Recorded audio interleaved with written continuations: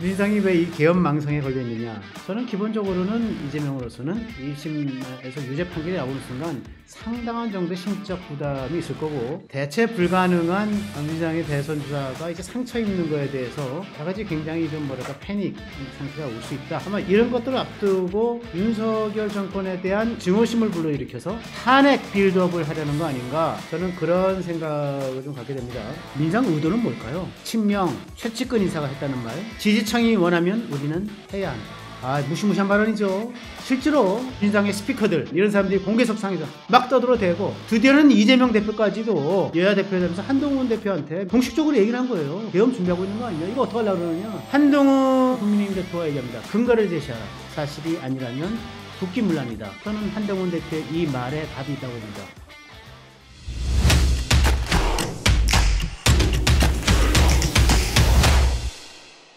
2024년 9월 3일 화요일 허민의 뉴스쇼 시간이 돌아왔습니다. 여러분 안녕하십니까? 문화일보 허민 전임 기자입니다. 네, 어저께는 확실히 뭐라 그럴까요? 이게 날씨도 청명하고 또 기온도 상당히 이제 낮아져서 가을 기온을 회복한 것 같습니다. 확실히 잘 때 열대야는 줄어든 것 같은 느낌이 듭니다. 여러분, 추석도 얼마 남지 않았습니다. 즐거운 가을, 청명한 가을, 맑은 가을 맞이하실 준비 잘 해주시기 바랍니다. 네, 오늘의 허민의 뉴스쇼 첫 번째 주제는 민주당의 계엄 망상증입니다. 갈수록 심각한 것 같죠. 이게 뭐랄까, 이재명 대표 떨고 있는 것 같아요. 그러니까 계속 이 계엄론을 좀 확산시키면서 국민 여론을 좀 오도하고 있는 거 아닌가 싶은데, 어떻게 진행되고 있는지, 왜 그런 건지 여러분과 함께 나눠보겠습니다. 시작하기 전에 구독, 좋아요, 그리고 알림 설정 부탁을 드리겠습니다. 네, 이 민주당의 계엄 망상증, 이 망상이라고 하는 게 이게 제가 의사는 아닙니다만은 상식적으로 보면 이제 망상이라고 게 이제 delusion이라고 이제 표현이 되는데, 그 delusional disorder, 망상 장애 이렇게 표현을 하죠. 뭔가 이게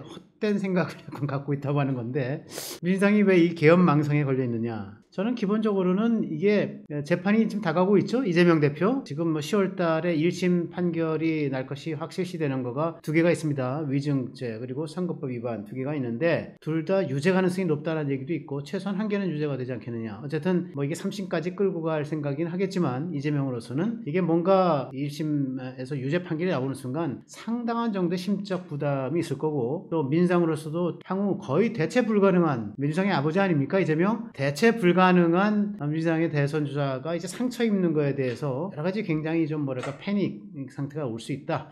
이런 것들이 좀 있어서 아마 이런 것들을 앞두고 윤석열 정권에 대한 이게 증오심을 불러일으켜서 탄핵 빌드업을 하려는 거 아닌가. 저는 그런 생각을 좀 갖게 됩니다. 어쨌든 지금 제가 알기로는 열흘 한 2주일 가까이 됐습니다. 이게 윤석열 정부가 탄핵 정국에 대비해서 군을 동원해서 이걸 막기 위해서 계엄을 준비하고 있는 거 아닌가. 이제 이런 썰을 퍼뜨리고 있는 거고, 그리고 이제 각종 제보를 받았다 이렇게 얘기하고 있는데, 제가 그 제보라고 하는 거의 소스를 보니까 저는 제명인의 마을 아니면 개딸들에서 근거 없이 터져나오는 소문 이런 거 정도라고 생각을 하는데, 한번 같이 알아보죠.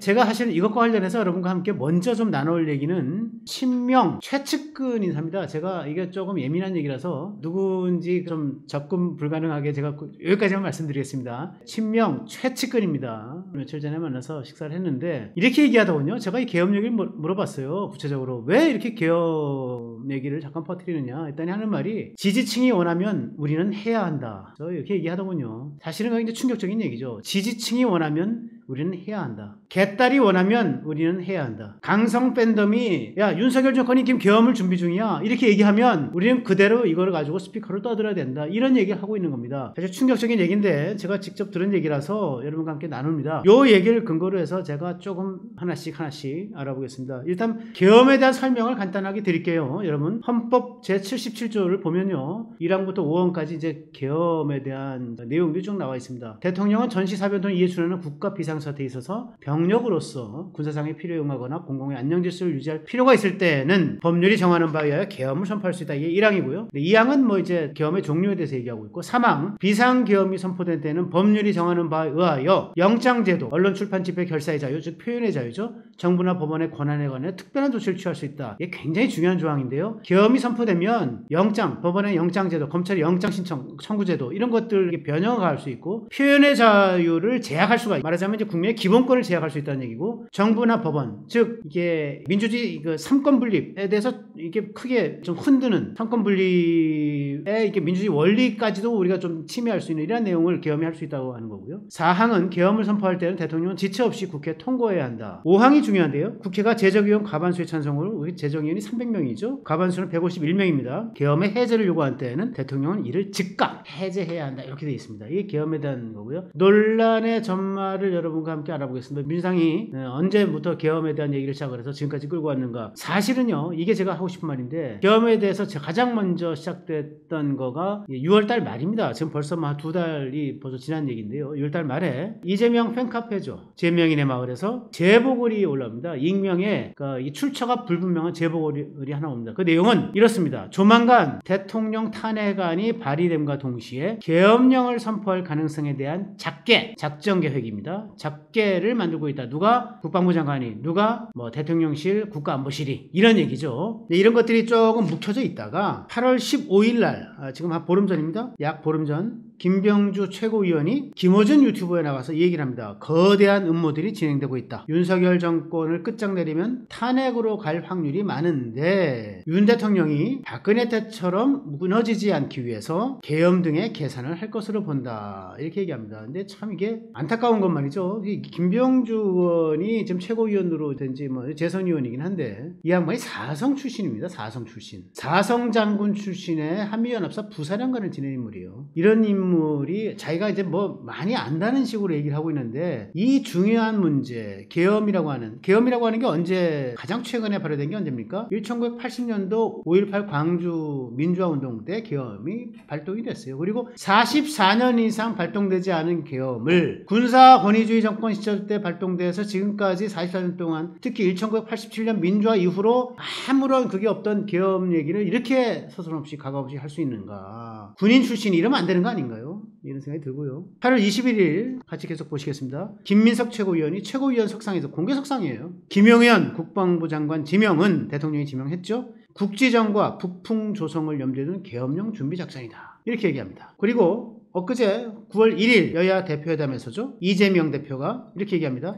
특히 최근에 계엄 얘기가 자꾸 얘기되고 있고 종전에 만들어졌던 계엄안에 보면 계엄 해제를 국회가 요구하는 것을 막기 위해서 국회의원들을 계엄 선포와 동시에 체포 구금하겠다라는 그런 계획을 꾸몄다는 얘기도 있습니다. 이거 완벽한 독재국가 아닙니까?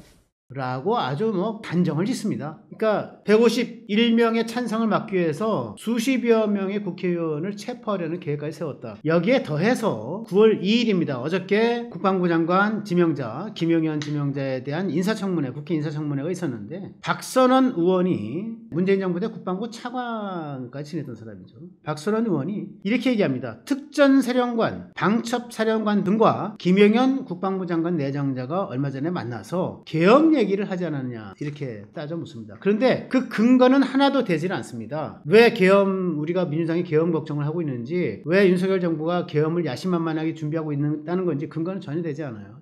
전혀 되지 않고 민주당은 그저 집권 경험이 있는 정당이기 때문에 우리에게 많은 제보가 들어온다. 이렇게 얘기하고 있어요. 이게 근거는 아니지 않습니까? 또 이 수석 대변인 조승래죠. 이렇게 얘기합니다. 여러 의심과 정황이 있다는 것에 대해서 일종의 경고 차원에서 여러 의심과 정황이 있으면 이 중차대한 이 발언에 대해서 자기들이 책임질 만한, 입증할 만한 자료를 내야죠. 근거를 내야죠. 다만 경고 차원에서 드리는 거다. 이렇게 얘기하고 있습니다. 그리고 천준호 누굽니까? 더민주 전국혁신회의 출신의 자타가 공인하는 이재명 현 민주당 대표의 최측근 전략기획위원장입니다. 지금 박근혜 정부 시절에도 계엄 검토가 있었고 지금 이 정권에서도 어딘가에서 그런 기획을 할 가능성이 매우 높은 편이다. 근거는 없이 계속 이렇게 주장을 하고 있어요. 박근혜 정부에서 계엄이라고 하는 거는 이제 지난 2017년도 탄핵 국면에서 박근혜 정부가 이제 계엄권을 작성했다라고 하는 걸 얘기하는 건데, 그때 이제 문재인 대통령이 되고 나서 또 1년 뒤죠. 2018년 7월에 인도 국빈 방문, 그 유명한 타지마할묘 김정숙 관광 사건, 타지마할묘 그 인도 국빈 방문 때 느닷없이 박근혜 정부 기무사가 2017년도 계엄권을 만들었는데 이게 심상치 않다, 이거 수사하라. 그래가지고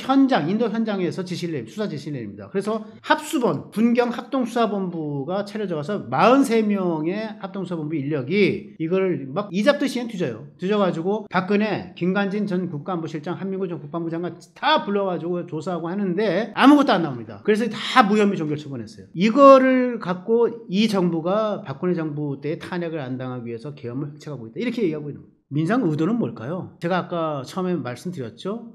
이 친명 최측근 인사가 했다는 말 뭐라고요? 지지층이 원하면 우리는 해야 한다. 지지층이 윤석열 정부의 계엄을 우려하고 있기 때문에 우리도 윤석열 정부의 계엄을 우려하는 발언을 해야 된다.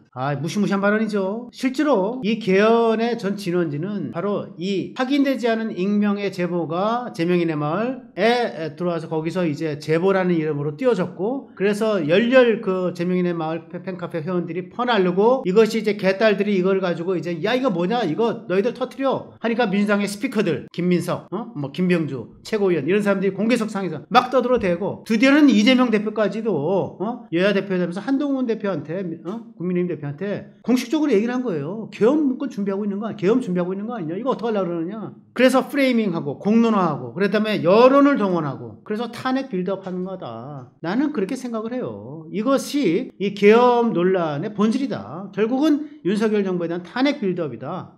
뭐를 위해서? 이재명이 1심 10월달에 있을 위증죄, 선거법 위반죄에 대한 1심 재판이 유죄 판결이 확실시 된다는 전망 하에서 이거 어떻게라도 참 윤석열 정부는 조기에 임기 단축시키겠다, 끌어내리겠다, 대선 치르겠다, 이런 열망 하나로 이게 탄핵 빌드업 하는 거다. 이 계엄이 불가능하다고 하는 건 여러 경로를 통해서 저희가 확인을 합니다. 일단은 헌법 제77조 5항에 국회 제적용 과반수의 찬성으로 계엄 해제를 요구하면 대통령이 이를 즉각 받아들여야 되는데 지금 야권이 192석이에요. 42석이 더 많습니다. 그렇기 때문에 이게 불가능해요. 두 번째로는 헌법 44조에 불체포 특권이 있죠, 국회의원. 아니, 현역 국회의원을 체포 구금해가지고 계엄 철회하라고 한 요구의 정족수를 막겠다? 42명을 체포해 가야 되는 건데 이게 말이 안 되는 거죠. 현역 의원 42명의 체포동의안을 국회에서 가결시켜서 다 체포시킨다고요? 한 명도 어렵습니다, 한 명도. 불가능한 얘기고요. 유언비어 유포동으로 현행범을 체포시킨다? 42명은 불가능한 얘기입니다. 영화에 그런 거 있지 않습니까? If I were a bird, I might